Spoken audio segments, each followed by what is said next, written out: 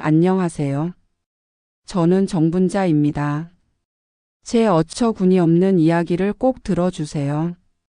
그날 새벽 저는 현관 앞에 서서 떨고 있었어요.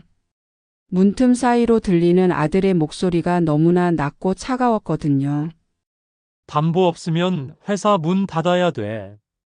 그냥 조용히 정리되면 되는 거잖아. 그 말을 듣는 순간 저는 숨이 멎는 줄 알았어요. 설마 하는 마음이었지만 이틀 뒤 며느리 유나가 계단에서 떨어져 세상을 떠났습니다. 사람들은 사고라고 했어요. 저도 그렇게 믿고 싶었어요. 하지만 며느리 방에서 낡은 상자 하나를 열었을 때 저는 알아버렸습니다. 이건 사고가 아니라는 걸요.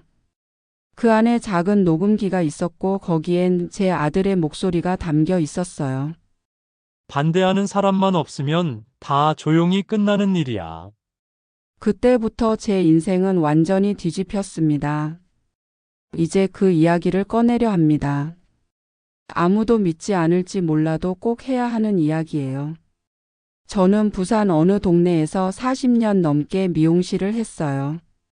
골목 작은 가게였지만 동네 아주머니들 머리는 다 제 손을 거쳐갔지요. 파마약 냄새와 가위 소리가 제 인생 전부였어요. 남편은 10년 전에 먼저 갔고요. 혼자 사는 게 외롭진 않았어요. 손님들이 매일 들르니까요. 그런데 나이가 드니까 손목이 아프기 시작했어요. 관절약을 먹어도 가위질이 예전 같지 않았지요. 그래서 미용실 문을 닫기로 했어요. 아쉬웠지만 어쩔 수 없었어요. 그때쯤 아들 도연이가 말했어요. 엄마, 우리 같이 살자. 35살 아들은 물류 회사에서 영업 일을 했어요. 스타트업이라고 하더라고요. 요즘은 다 그런 식으로 부르나 봐요. 며느리 유나는 병원 응급실에서 간호사로 일했어요. 어머니, 저희가 모실게요. 유나가 환하게 웃으며 말했을 때 저는 정말 고마웠어요. 그래서 1층 미용실을 방으로 바꾸고 같이 살기로 했지요. 처음 몇 달은 괜찮았어요. 유나는 밤 근무를 마치고 돌아와도 제 발을 주물러 주곤 했어요. 어머니, 오늘은 바람이 덜 부었네요. 따뜻한 허브차 드실래요? 라벤더 향이 나는 차였어요. 처음엔 향이 낯설었는데 마시다 보니 마음이 편해지더라고요. 유나는 늘 웃는 얼굴이었어요. 힘든 일이 있어도 내색하지 않았지요. 그런데 도연이는 달랐어요. 집에 돌아와도 핸드폰만 들여다보고 말수도 점점 줄었어요. 어느 날 도연이가 식탁에 앉아 말했어요. 엄마, 회사 키우려면 투자금이 필요해. 이 집을 담보로 대출받으면 되는데. 저는 고개를 저었어요. 살아볼 만큼 살아봤다. 빚은 바람보다 차다. 제가 그렇게 말하자 도연이 얼굴이 굳었어요. 엄마는 몰라. 요즘 세상이 얼마나 빠른데. 저는 더 이상 말하지 않았어요. 아들이 화낼까 봐요. 그런데 며칠 뒤 딸 다솜이한테서 연락이 왔어요. 다솜이는 31인데 인터넷으로 옷 장사를 준비한다고 했어요. 엄마, 요즘은 어르신들도 좋은 시설 많이 들어가셔. 레지던스라고 있잖아. 엄마도 편하고 우리도 편하고. 저는 전화를 끊으면서 가슴이 답답했어요. 편한 사람은 대체 누구인지 알 수가 없었거든요. 그날 밤이었어요. 저는 새벽 3시쯤 화장실에 가려고 일어났어요. 몸이 불편해서 자다 깨는 일이 많았거든요. 그런데 현관 쪽에서 소리가 들렸어요. 유나 목소리였어요. 떨리는 목소리로 말하고 있었지요. 도연아, 그 얘기 이제 그만하자. 어머니는 우리가 모셔야지. 그리고 도연이 목소리가 이어졌어요. 낮고 차갑고 무서운 목소리였어요. 모시긴 뭘 모셔. 담보 없으면 회사 문 닫아야 돼. 반대하는 사람만 없으면 다 조용히 끝나는 일이야. 저는 그 자리에서 얼어붙었어요. 문을 열어야 하나 말아야 하나. 손이 떨려서 문고리를 잡을 수가 없었어요. 조용히 끝난다는 게 무슨 뜻일까요? 설마 하는 마음뿐이었어요. 그날 밤 저는 잠을 잘 수가 없었어요. 이틀 뒤였어요. 오전 10시쯤 병원에서 전화가 왔어요. 유나 씨가 계단에서 떨어져 응급실에 계십니다. 저는 택시를 타고 병원으로 달려갔어요. 도연이는 이미 와 있었어요. 복도 의자에 앉아 고개를 숙이고 있었지요. 엄마, 도연이가 저를 보더니 울기 시작했어요. 유나가. 의사 선생님이 나와서 말했어요. 유가족 분이시죠? 죄송합니다. 최선을 다했지만 그 말을 듣는 순간 저는 다리에 힘이 풀렸어요. 유나가 세상을 떠났다는 게 믿기지 않았어요. 장례식장에 사람들이 많이 왔어요. 젊은 사람이 어쩌다가 계단에서 발을 헛디뎠대요. 가족들 얼마나 힘드시겠어요. 사람들은 그렇게 말했어요. 도연이는 사흘 내내 울었어요. 말도 거의 하지 않았지요. 저는 그저 멍하니 앉아 있었어요. 새벽에 들었던 그 목소리가 자꾸 떠올랐거든요. 반대하는 사람만 없으면 다 조용히 끝나는 일이야. 설마 그게 이런 뜻이었을까요? 아니야, 그럴 리 없어. 저는 제 생각을 믿고 싶지 않았어요. 장례를 치르고 사흘이 지났어요. 도연이가 조심스럽게 말했어요. 엄마, 유나 물건들 내가 정리할게. 엄마는 보지 마.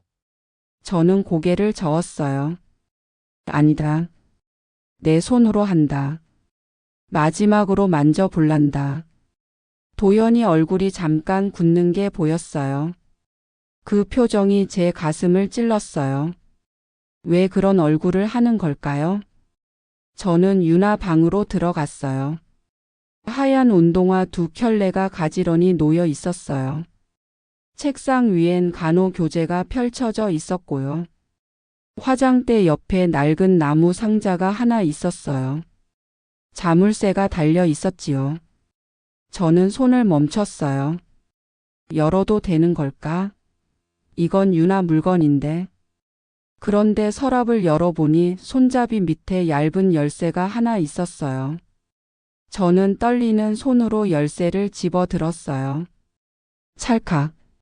상자가 열렸어요.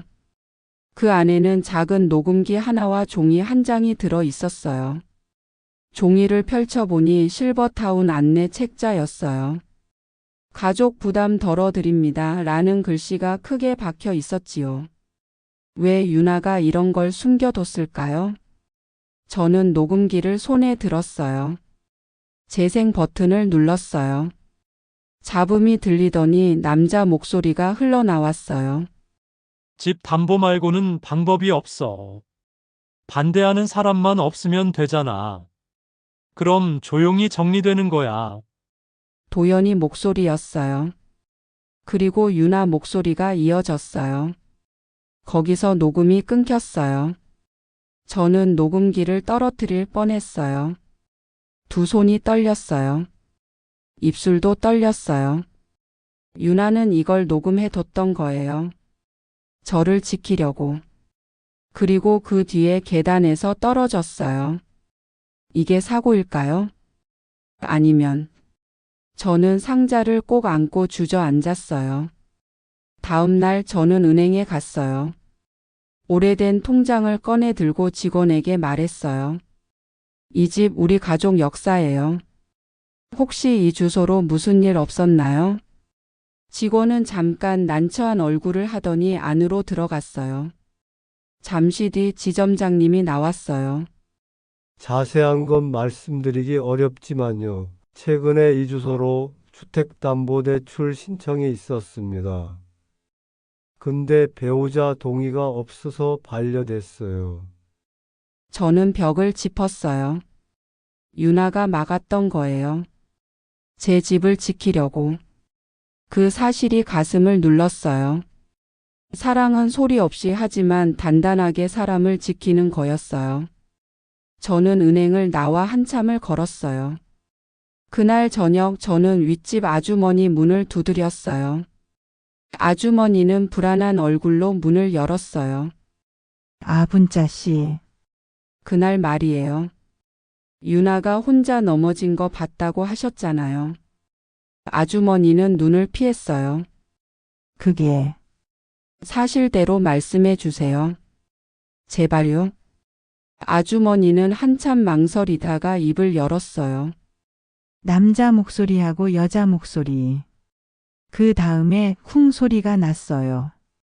저는 무서워서 나가지 못했어요. 저는 고개를 떨궜어요. 괜찮아요. 말씀해 주셔서 고맙습니다. 아주머니는 눈물을 닦았어요. 죄송해요. 진작 말했어야 했는데. 저는 곧장 경찰서로 갔어요. 녹음기와 실버타운 책자를 책상 위에 올려놓았어요. 제 며느리가 저를 지키다가 이런 일을 당한 것 같아요. 형사님은 눈을 찌푸리며 녹음기를 들었어요. 재생 버튼을 눌렀어요. 집 담보 말고는 방법이 없어. 반대하는 사람만 없으면 되잖아. 그럼 조용히 정리되는 거야. 형사님은 고개를 끄덕였어요. 확인해 보겠습니다. 부검을 다시 해야 할 것 같습니다. 부검이요? 네, 약물 같은 거 확인해야 합니다. 저는 손을 꽉 쥐었어요. 부탁드립니다. 이건 우리 집뿐 아니라 다른 집 일일 수도 있어요. 형사님은 고개를 끄덕였어요. 최선을 다하겠습니다. 그날 밤 저는 유나 사진 앞에 앉았어요. 환하게 웃는 얼굴이었어요. 유나야, 미안하다. 엄마가 늦게 알아서. 눈물이 흘러내렸어요. 유나는 저를 지키려 했어요. 이제는 제가 유나를 지킬 차례였어요. 녹음기를 꼭 쥐고 저는 다짐했어요. 진실을 밝히겠다고. 아무리 아파도 끝까지 가겠다고. 그게 유나에게 할 수 있는 마지막 일이니까요. 밤은 깊어갔고 바닷바람은 여전히 차가웠어요. 하지만 저는 더 이상 혼자가 아니었어요.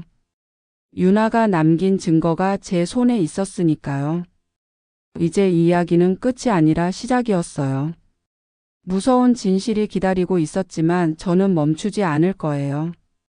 며느리가 남긴 용기를 저도 이어가야 했으니까요. 며칠 뒤 경찰서에서 연락이 왔어요. 부검 결과가 나왔습니다. 한번 오실 수 있으세요? 저는 가슴이 두근거렸어요. 뭔가 나온 걸까요? 형사님은 서류를 펼쳐 보이며 말했어요.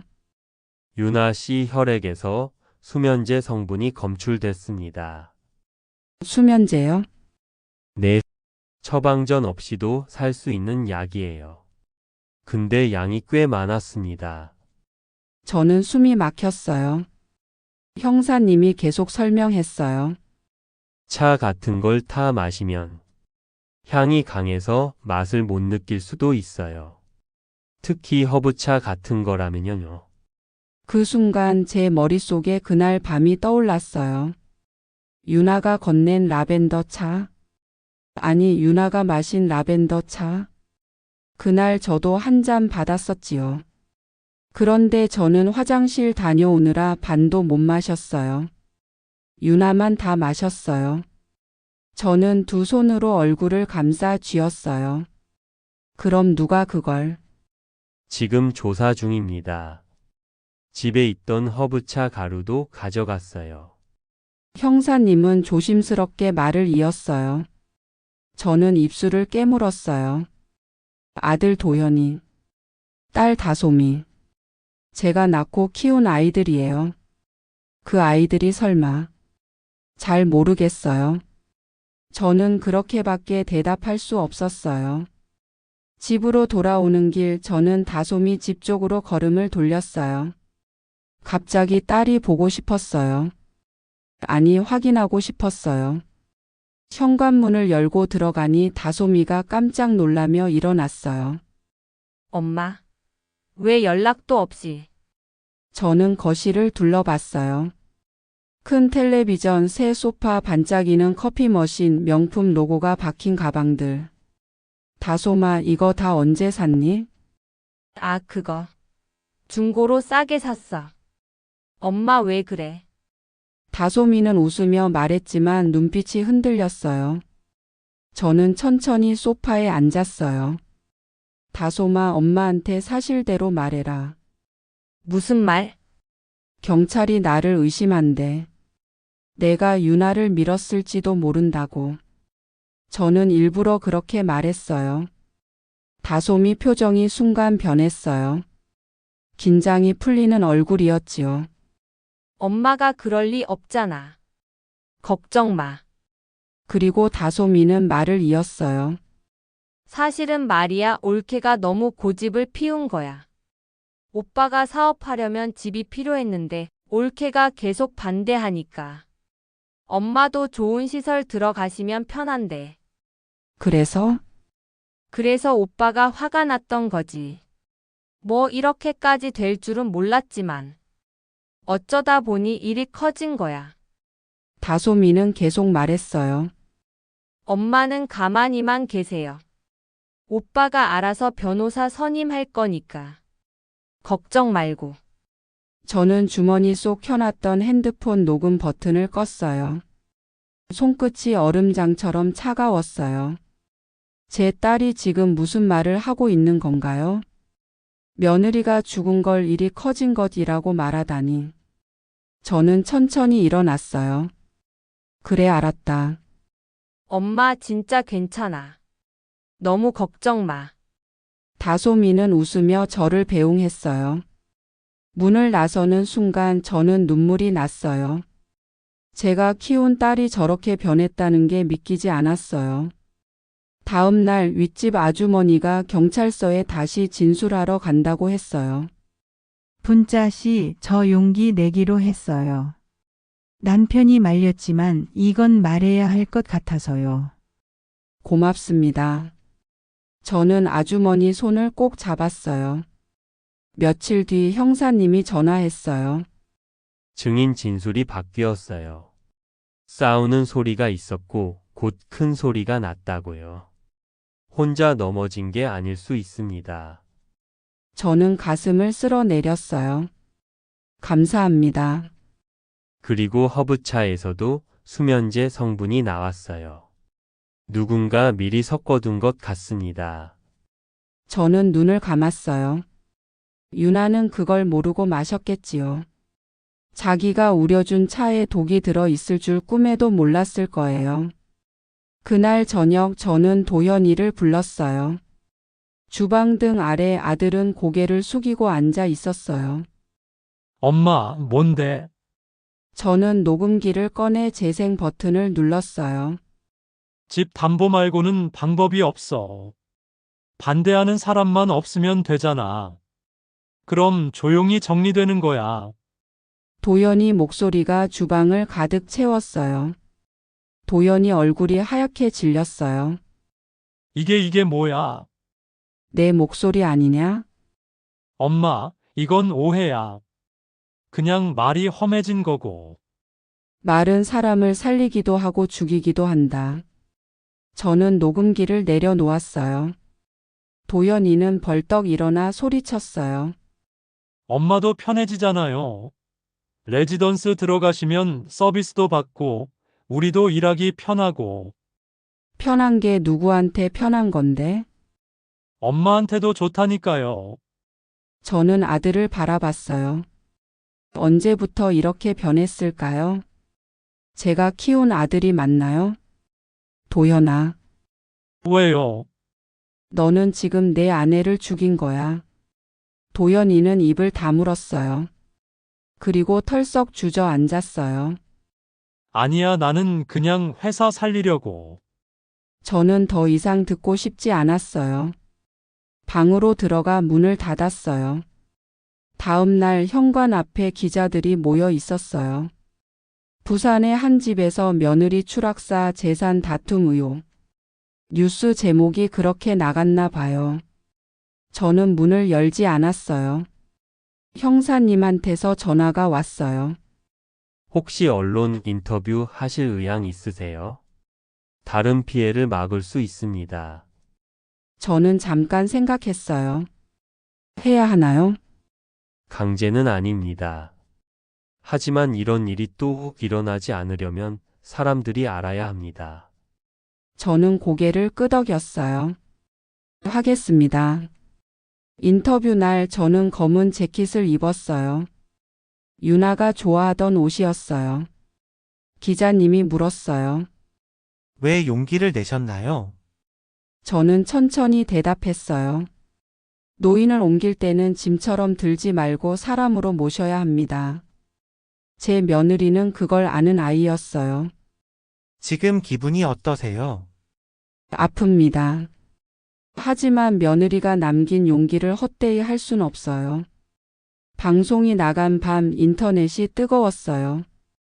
부산 할머니 응원합니다. 며느리의 의로움 잊지 않겠습니다. 우리 부모님도 이런 일 당하실까봐 무섭네요. 댓글들이 쏟아졌어요. 그런데 다솜이 준비하던 인터넷 쇼핑몰에는 항해 댓글이 달리기 시작했어요. 이 집 딸 맞죠? 양심도 없나요? 장사 접으세요. 다솜이한테서 전화가 왔어요. 저는 조용히 말했어요. 유나는 어떻게 살라고 했니? 다솜이는 울먹였어요. 엄마는 사람 편이야. 옳은 사람 편. 저는 전화를 끊었어요. 도연이 회사에서도 연락이 왔대요. 인사 조치가 들어간다고요. 사람들은 알고 있었어요. 무엇이 옳고 그른지. 며칠 뒤 경찰서에서 정식 조사가 시작됐어요. 도연이와 다솜이가 따로따로 조사를 받았어요. 저는 복도 의자에 앉아 기다렸어요. 형사님이 나와서 말했어요. 증거가 계속 나오고 있습니다. 녹음 내용, 은행 기록, 이웃 증언, 수면제 검출. 이제 남매 분리 조사로 넘어갑니다. 그럼 어떻게 되는 건가요? 시간이 좀 걸릴 겁니다. 하지만 진실은 반드시 밝혀집니다. 저는 고개를 끄덕였어요. 밖으로 나오니 바람이 불었어요. 차가운 바람이었지만 저는 더 이상 떨리지 않았어요. 유나가 제 옆에 있는 것 같았어요. 유나야, 조금만 기다려라. 엄마가 꼭 끝까지 갈게. 저는 하늘을 올려다봤어요. 구름 사이로 햇빛이 비쳤어요. 그날 밤 저는 유나 방에 들어갔어요. 아직도 라벤더 향이 남아있는 것 같았어요. 책상 위 사진 속 유나는 환하게 웃고 있었어요. 유나야, 힘들지? 사진 속 유나는 대답이 없었어요. 하지만 저는 알 수 있었어요. 유나가 원하는 게 뭔지. 진실. 그것뿐이었어요. 저는 녹음기를 다시 한번 들었어요. 어머니는 내가 지켜. 그런 말 다시 하지 마. 유나의 목소리가 또렷했어요. 저를 지키려던 그 마음이 느껴졌어요. 이제는 제가 유나를 지킬 차례였어요. 어떤 대가를 치르더라도. 설령 그게 제 자식을 고발하는 일이라도. 저는 녹음기를 꼭 쥐고 침대에 누웠어요. 내일 또 경찰서에 가야 해요. 또 진술해야 하고 또 기억을 꺼내야 해요. 아프지만 멈출 수 없어요. 유나가 남긴 길을 따라가야 하니까요. 내일이면 또 한 걸음 진실에 가까워질 거예요. 그 길 끝에서 유나를 만날 수 있을 거예요. 조금만 기다려, 유나야. 엄마가 간다. 저는 작게 속삭였어요. 밤은 깊어갔고 싸움은 이제 막 시작이었어요. 재판이 시작됐어요. 법정은 사람들로 가득 찼어요. 기자들도 많이 왔고요. 저는 방청석 맨 앞에 앉았어요. 도연이와 다솜이는 피고석에 나란히 앉아 있었어요. 제 아이들이에요. 제가 낳고 키운 아이들. 그런데 지금은 며느리를 죽인 사람들로 그곳에 앉아 있었어요. 가슴이 찢어지는 것 같았어요. 재판은 3번에 걸쳐 열렸어요. 변호사들은 서로를 가리키며 다퉜어요. 피고 도연은 동생의 과한 소비 때문에 떠밀렸습니다. 피고 다솜은 오빠의 강요에 의해 어쩔 수 없었습니다. 법정이 웅성거렸어요. 판사님이 조용히 하라고 했어요. 그리고 저를 증인석으로 불렀어요. 증인 나와 주십시오. 저는 떨리는 다리로 일어났어요. 증인석에 앉으니 도연이와 다솜이 얼굴이 보였어요. 두 아이 모두 고개를 숙이고 있었어요. 검사님이 물었어요. 증인께서는 왜 이 사건을 신고하셨습니까? 저는 천천히 대답했어요. 며느리가 남긴 증거를 보고 알았습니다. 이게 사고가 아니라는 걸요. 자식을 고발하는 게 쉬운 일은 아니었을 텐데요. 저는 눈물을 참으며 말했어요. 저는 아이들에게 집을 준 게 아니라 함께 살자는 약속을 준 겁니다. 약속을 돈으로 바꾼 건 아이들이에요. 피해자 유나는 어떤 사람이었습니까? 저는 목이 메었어요. 사람을 짐처럼 들지 말라고 하던 아이였어요. 제 발을 주무르며 늘 걱정 말라고 했지요. 법정이 조용해졌어요. 제 목소리만 울렸어요. 유나는 저를 지키려다 죽었어요. 이제 제가 유나를 지킬 차례입니다. 도연이가 고개를 들었어요. 눈물을 흘리고 있었어요. 하지만 저는 고개를 돌렸어요. 마지막 재판 날이었어요. 판사님이 판결문을 읽기 시작했어요. 법정이 숨을 죽였어요. 피고 도연은 배우자의 반대를 알면서도 집을 담보로 대출을 시도했고 반대가 계속되자 이를 제거하려는 계획을 세웠습니다. 허브차에 수면제를 미리 섞어두었고 피해자가 약에 취한 상태에서 계단으로 밀어 떨어뜨렸습니다. 이는 명백한 살인 행위입니다. 피고 도연에게 무기징역을 선고합니다. 법정이 술렁였어요. 도연이는 고개를 떨구고 울었어요. 판사님은 계속 말했어요. 피고 다솜은 오빠의 계획을 알면서도 말리지 않았고 오히려 이익을 기대하며 방조했습니다. 사건 후에도 증거를 숨기려 했고 어머니를 속이려 했습니다. 피고 다솜에게 징역 20년을 선고합니다. 쾅! 망치 소리가 울렸어요. 저는 눈을 감았어요. 드디어 끝났어요. 하지만 가슴은 무거웠어요. 제 아이들이 감옥에 갔어요. 며느리는 돌아오지 않았고요. 재판이 끝나고 저는 집으로 돌아왔어요. 텅 빈 집이었어요. 유나도 없고 도연이도 없고 다솜이도 없었어요. 저 혼자만 남았어요. 저는 집 안을 천천히 걸었어요. 거실, 주방, 유나방.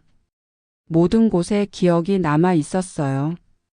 유나가 웃던 모습, 차를 끓이던 모습, 제 발을 주무르던 모습. 이 집에는 너무 많은 일이 있었어요. 저는 결심했어요. 이 집을 떠나야겠다. 며칠 뒤 저는 변호사님을 만났어요. 집을 팔고 싶습니다. 그리고 재단을 만들고 싶어요. 유나 이름으로요. 변호사님은 잠깐 놀란 얼굴을 했다가 고개를 끄덕였어요. 좋은 생각이세요. 도와드리겠습니다. 집은 생각보다 빨리 팔렸어요. 40년을 살던 집이었는데 며칠 만에 새 주인이 생겼어요. 집을 비우는 날 저는 방마다 돌아다녔어요. 고마웠어. 작은 목소리로 말했어요. 이제는 떠나야 했어요. 새로운 시작을 위해서요. 한 달 뒤 재단 건물이 준비됐어요. 항구 근처 2층짜리 연립주택이었어요. 저는 이곳을 노인 쉼터로 만들었어요. 계단엔 손잡이를 달았고 부엌엔 주전자를 항상 준비해 뒀어요. 입구 간판에는 가위와 빗을 그려 넣었어요. 제 인생의 도구이기도 했으니까요. 재단 이름은 유나의 등불이었어요. 개소식 날 저는 떨리는 손으로 마이크를 잡았어요. 우리는 모두 언젠가 누군가의 손에 기대는 존재가 됩니다. 그때 편안보다 먼저 떠오르는 말이 존엄이었으면 합니다. 박수가 터져 나왔어요. 윗집 아주머니도 형사님도 은행 지점장님도 박수를 쳤어요. 저는 눈물을 닦았어요. 유나가 보고 있을까요? 행사가 끝나고 저는 유나 납골당에 갔어요. 사진 속 유나는 여전히 환하게 웃고 있었어요. 유나야, 봐라. 엄마가 만들었다. 저는 재단 사진을 내려놓았어요. 너의 손이 내 발을 살렸고 너의 말이 내 등을 세웠다. 이제 나는 나를 세워서 다른 어르신들을 바칠게. 눈물이 흘렀어요. 하지만 이번 눈물은 가벼웠어요. 슬픔의 짐을 내려놓는 눈물이었어요. 며칠 뒤 첫 손님이 왔어요. 항구에서 평생 일하시다가 허리를 다친 할아버지였어요. 차는 라벤더가 좋으세요? 보리차가 좋으세요? 라벤더. 향나겠네. 할아버지가 웃으셨어요. 저는 주전자에 물을 올렸어요. 라벤더 향이 조용히 퍼졌어요. 유나가 우려주던 그 향이었어요. 그날 밤이 떠올랐지만 이제는 아프지 않았어요. 한 달이 지나자 어르신들이 하나둘 찾아오기 시작했어요. 혼자 사시는 할머니, 자식과 떨어져 사시는 할아버지. 다들 외롭고 힘든 사람들이었어요. 여기 오니까 마음이 편하네요. 짐 같다는 소리 안 들어서 좋아요. 한 할머니가 말씀하셨어요. 저는 할머니 손을 잡았어요. 여기서는 누구도 짐이 아닙니다. 어느 날 도연이한테서 편지가 왔어요. 교도소에서 보낸 편지였어요. 엄마, 미안해요. 너무 늦게 정신을 차렸어요. 하지만 한 가지만 알아주세요. 엄마가 한 일이 옳았어요. 저는 편지를 접었어요. 눈물이 났어요. 아직도 아들이 미웠지만 그래도 제 아들이었어요. 저는 편지를 서랍에 넣었어요. 언젠가 답장을 쓸 수 있을까요? 아직은 모르겠어요. 그날 밤 저는 2층 책방에 올라갔어요. 창문을 열자 바닷바람이 들어왔어요. 차가운 바람이었지만 이제는 따뜻하게 느껴졌어요. 유나야, 엄마 잘하고 있지? 저는 유나 사진을 가슴에 안았어요. 유나는 떠났지만 남긴 게 너무 많았어요. 용기, 사랑, 존엄. 그 모든 게 이 재단 안에 살아 숨쉬고 있었어요. 다음 날 아침 새로운 어르신이 찾아왔어요. 여기가 유나의 등불인가요? 네, 맞아요. 어서 오세요. 햇빛이 쏟아져 들어왔어요. 혼자 살기가 너무 외로워서요. 자식들은 바쁘다고만 하고. 여기선 외롭지 않으세요? 함께 계실 분들이 많으니까요. 다른 어르신들이 웃으며 인사했어요. 어서 오세요. 같이 차 드셔요. 따뜻한 말들이 오갔어요. 저는 주전자에 물을 올렸어요. 라벤더 향이 다시 퍼졌어요. 이제 이 향은 슬픔이 아니라 희망이었어요. 유나가 남긴 희망. 그리고 제가 이어가는 희망. 저는 창밖을 봤어요. 바다가 보였어요. 파도가 일렁이고 있었어요. 파도는 오고 또 갔어요. 하지만 바다는 그대로 있었어요. 제 인생도 그랬어요. 슬픔이 왔다 갔지만 저는 여전히 여기 있었어요. 그리고 이제는 혼자가 아니었어요.